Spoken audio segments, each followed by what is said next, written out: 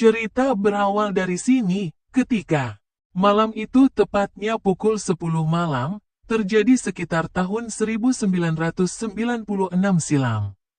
Seorang pemuda yang berasal dari pantai timur daerah yang mana dikenal dengan daerah yang masyarakat dikenal banyak memiliki ilmu kebal dan ilmu doti, telah melintas di Jalan Anoa 1, yang mana di jalan itu adalah sarangnya para preman sadis dan begal kelas kakap yang punya nama grup Nero-Nero. Pada malam melintaslah sosok pria ini. Dengan badan lesu, maklum karena kerja sebagai kuli bangunan, karena mengambil jalan pintas, melintaslah dia di jalan itu. Pada saat itu geng Nero-Nero lagi asik minum brandy di pinggir jalan. Mereka memanggil pria ini, "Hei bos, singgah dulu." Nah, singgahlah pria ini, dan salah satu dari anggota geng meminta duit kepadanya, dan jawab pria ini, "Maaf bos, saya lagi tidak punya uang."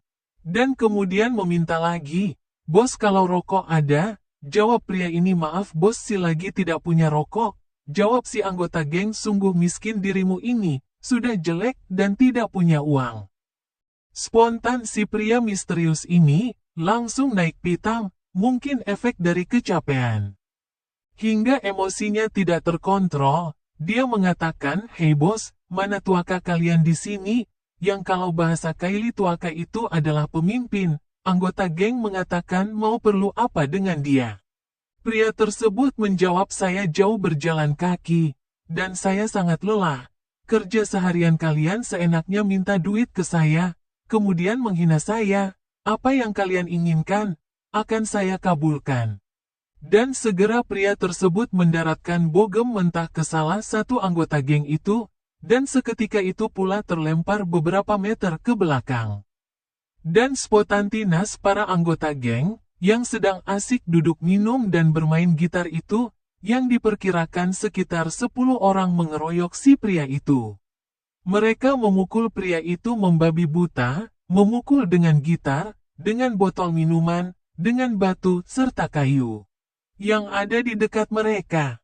Mereka pukulkan kepada pria itu, yang anehnya pria itu tidak lari, dia hanya menangkis seadanya, dan memberikan badannya diserbu dengan pukulan dan tendangan. Dia sempat terjatuh, lalu bangkit lagi, tanpa terluka sama sekali. Lalu kemudian anggota ini, mungkin sudah emosi, mereka mengeluarkan sebilah samurai, dan menebaskannya berkali-kali kepada si pria ini. Yang anehnya lagi bukannya luka, malahan hanya baju yang sobek.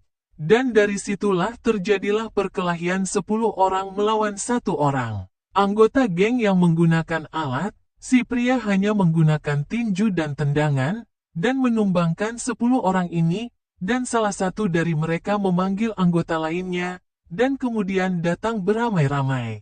Mereka datang bersama para tuaka, atau para pemimpin geng, mengeroyok si pria ini, dan berawal dari situlah si pria ini mengamuk dan tanpa pakaian lagi, karena sudah sobek, dengan tajamnya samurai katana. Terjadi perkelahian dari jam 10 malam hingga beberapa jam, saking lamanya perkelahian, dan ributnya seantero Jalan Anoa, dan tidak ada yang mampu mengamankan amukan si pria ini. Para anggota yang nyalinya cuit, dan sudah bonyok, lari tunggang langgang, tersisalah para tuaka-tuaka yang baku hantam, hingga tembus pagi. Terjadi perkelahian di malam sunyi, karena masyarakat Palu tidak berani melintas di Jalan Anoa. Kalau sudah jam-jam segitu, maka dari itu tidak ada yang mengamankan perkelahian misterius itu. Apalagi yang menjadi saksi perkelahian itu, selain anggota geng yang baku hantam, dan ketika pagi-pagi buta ada yang melintas, dan melihatnya, mereka langsung melaporkan kejadian tersebut ke Kodim 7,11. Dan segera mereka turun ke TKP, untuk mengamankan perkelahian tersebut, dan membawa pria tersebut ke markas, dan para tuaka untuk dimintai keterangan. Dan para aparat yang mengamankan terheran-heran lawan cuma 1 ko yang melawan begitu banyak. Yang banyak ko babak belur, yang satunya tanpa terluka sekalipun, saking elotnya situasi saat itu, maka mereka dilepas, dan yang satu orang masih diproses. Dan tanya salah satu aparat, "Kau asal dari mana?" Jawab pria itu, "Saya asal Pantai Timur." "Kau suku apa?" Jawab pria itu, "Saya suku Kaili campur Tialo." "Kau punya ilmu apa?" Pria itu hanya tersenyum. "Lalu kau, kerja apa di Palu?" Jawab pria itu, "Kuli bangunan." "Lalu sudah beristri?" Jawab pria itu, "Saya masih bujangan." Dan setelah kejadian itu, anak Pantai Timur begitu disegani di Palu, para geng lain mengatakan bahwa anak pantai banyak ilmu kebal dan ilmu kelaki-lakian.